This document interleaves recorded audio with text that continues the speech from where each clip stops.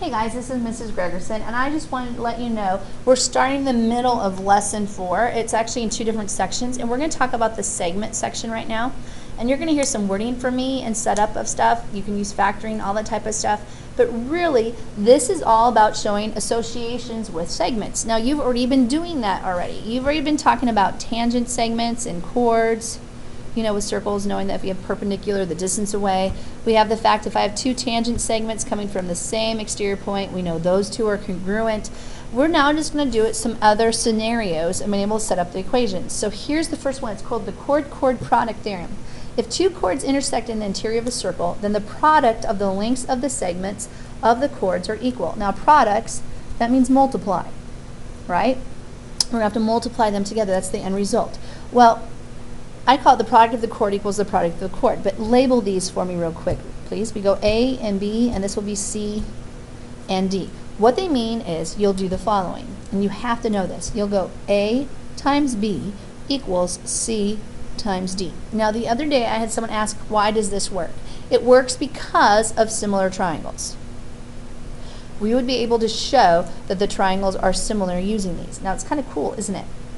There's a lot more whys behind that, but trust me on this, it would work, and I don't want to bore you besides that fact. But don't those look like the cross products of those?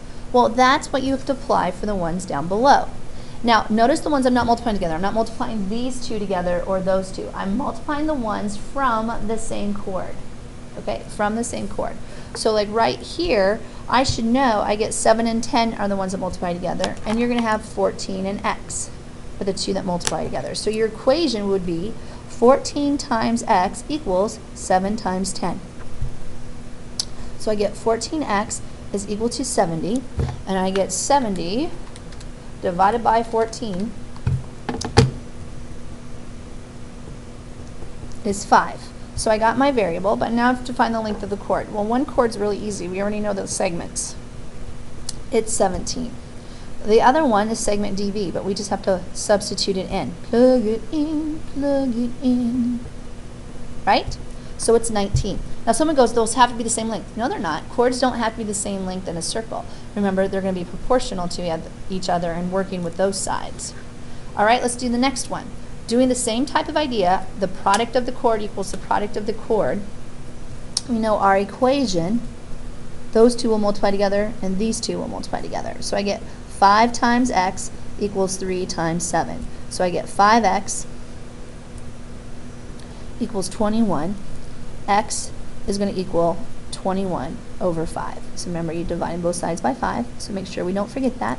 So that's your variable. And you're going to get a lot of fractions with these. But again, let's label these. Let's go A, C, B, D here, so we can label what they are. AC is just going to be 3 plus 7, which is 10. Now BD is a little bit harder because I get 21 over 5 plus 5.